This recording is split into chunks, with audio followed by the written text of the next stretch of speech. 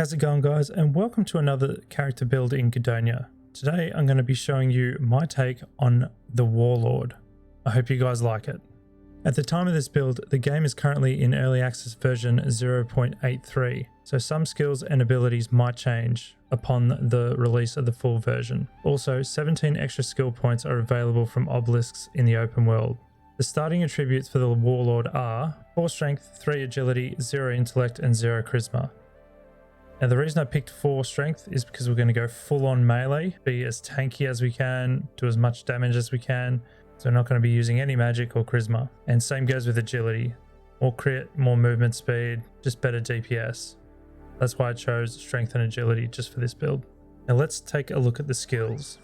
So we have 15 points in ferocity, 15 in combat mastery, 15 in blood magic, 7 in defense, 7 in banditry, and 7 in speech. Now in the ferocity skill tree, I did pick powerful strike level 2. This is just going to be like pretty much one of our big hitters. So two-handed weapons usually deal a lot of damage, like the axes, 500% damage, and applies the bleed effect that deals 30% damage each 2 seconds for 10 seconds. You got the two-handed hammer that'll deal 312% damage and knock back all enemies around you. That's why I picked that, just a real powerful sort of skill. I did pick execute just because it looks cool, and the Warlord, it just sort of suits that sort of feel of a Warlord. Also picked level 2 charge just for mobility and jumping towards the enemy. We're going to be doing a lot of knockback and just heaps of sort of AoE damage. Do war scream because of course Warlords scream when they go into war, so that's why I sort of picked this, plus 150% more melee damage for 10 seconds instead of 4, which is really good. Whirlwind strike, just because of that AoE damage. You're going to be crazy on weapons, so this is going to do a lot of AoE damage. Depends if you got an axe or a mace.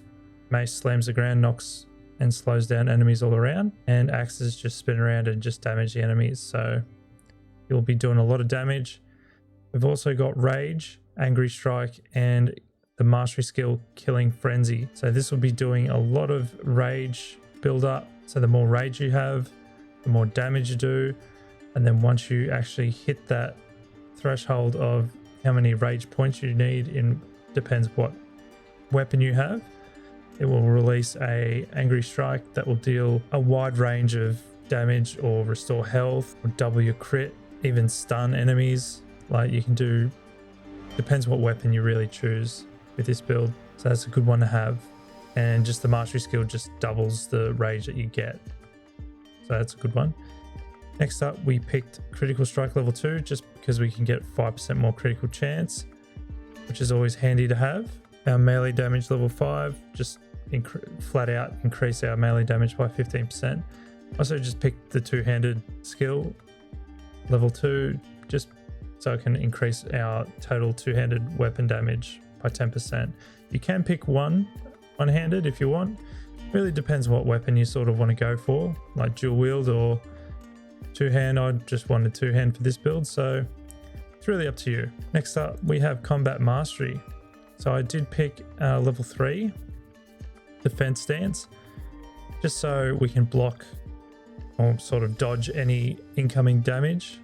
If we're surrounded by a big group of enemies, we can just sort of negate all the damage being done to us. So that's why I really picked defensive stance. Next up, we got dodge. So each time we dodge, we can get a perfect dodge, and that will increase our critical chance by 100% for 4 seconds. So that's pretty good. You'll be doing a fair bit of dodging in this build, so that's why I picked that. We've also got level 4 rend, just because it can give us a bleed. So the more stacks of rend we'll be doing a lot of AoE damage. So of course, the more hits you do on the enemies around you, it can stack up, and then we've got a bleed on more damage on the enemies. We've also got a stun, just in case we need a stun, just to have a bit of a break from an enemy. So that's why I picked that stun. We've also got piercing strikes level 2. Each attack has a chance to apply trauma effect to the target. So this will reduce their movement and attack speed by 20% for 15 seconds. And we can keep stacking this. We also got fencing level 4 just for the combo and the additional armor piercing effect with 100% chance when our combo finishes.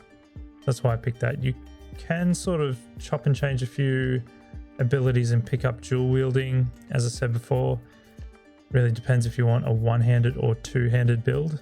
So I just went with two-handed because that's what I sort of really wanted. There's 17 extra skill points in the open world. You've still got 17 skill points, so 5 can go into that dual wielding if you need. Moving on to blood magic. It's my must-have with a melee build, the old blood magic with the bloody attacks. So I have picked up blood element level 2 just because we can get an increased chance of bloody attacks. So that's always handy to have. Also picked up mark of blood just so we can do damage and increase our bloody attacks. So this will do damage to a target, and then it'll slowly deal damage and increase our chance of triggering bloody attacks on that target by 15%, plus the increased damage. So that's a good one to have against bosses or anything like that. Moving on was mad attacks, one of my favorite abilities for a melee build. So you'll do a series of quick attacks dealing 30% damage per hit, and it'll also increase your chance of bloody attacks triggering by 15%. So that's a good one to have for survivability. Next up we have blood spikes. So this will drain your health like all blood magic skills do. It'll also damage enemies nearby you for 10 seconds. But if you use it again, you'll throw all of the spikes in front of you, and then you'll do damage like in a cone sort of area. So it's a good one to have. If you're surrounded, you can just pop that and all the enemies around you will start taking damage. Moving on is hemorrhage. So this will drain 15% of your health, but it'll deal 20% of your max health in damage to nearby enemies. You can use this as well, and it'll also refresh the marks of blood applied. So if you have mark of blood on a few targets, you can pop hemorrhage and all of the marks of blood will be refreshed. It'll just continue to be doing damage to them. Next up we have bloody attacks, level 3. Must have with melee builds, I reckon, or in my opinion. So each attack, melee or ranged, has a basic 10% chance to restore 8% health. So it's pretty damn good. But you can only get 20 heals per minute, which isn't too bad because you'll probably take down an enemy a bit quicker than a minute. In my opinion, it's a must-have for melee builds. Moving on is hunger for blood. So the more enemies that surround you, the more attack speed and movement that you'll get. So you get 5% for each enemy near you. So the more you have around you, you can just go nuts and just go crazy. It's a really good ability. Next up, we have Bloody Frenzy. So this will increase your chances of bloody attacks triggering by 20%. So that's pretty huge. So all up, you can get about 50% chance of triggering bloody attacks. So you can get, if you're low on health, you can just use all of the blood abilities and yeah, you'll go up in no time. That's crazy. So it's a lot of survivability right there.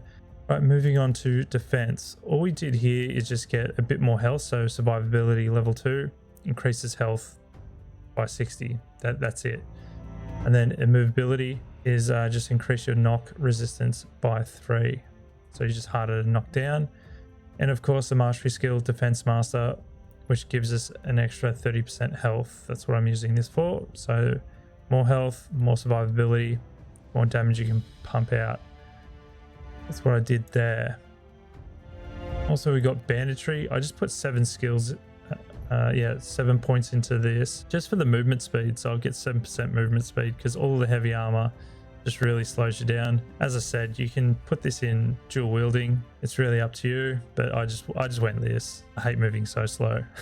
And also in speech, we have encouraging speech level 3. So this will give you health and armor for you and your allies, but since we're only going to be playing by ourselves, encouraging speech will just give us a bit of a health and armor boost, which is pretty good.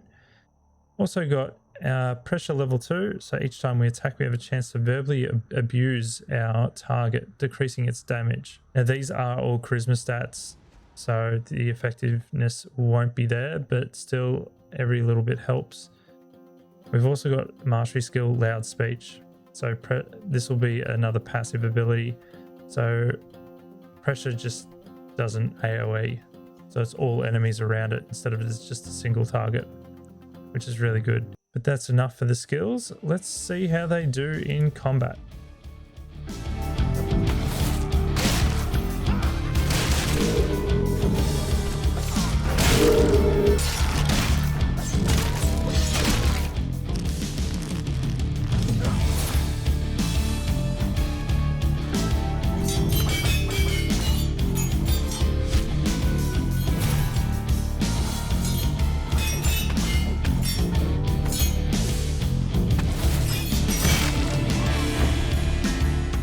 so there you have it. My take on the Warlord. So I think this build is very, very melee based, so there's no range whatsoever really. That's sort of the only downside. But really, you're a tank. You're going to take on everything, demolish everything in your path just by striking it with your hammer or axe or sword. So you're going to be flattening everything in your path anyway. You can take a beating while dealing out so much damage anyway. So I reckon it's a really good melee focused build. Let me know what you guys think. All right, guys, that's going to do it from me. Hope you enjoyed this Gudonia build, and I hope to see you in the next one. All right, guys, take care.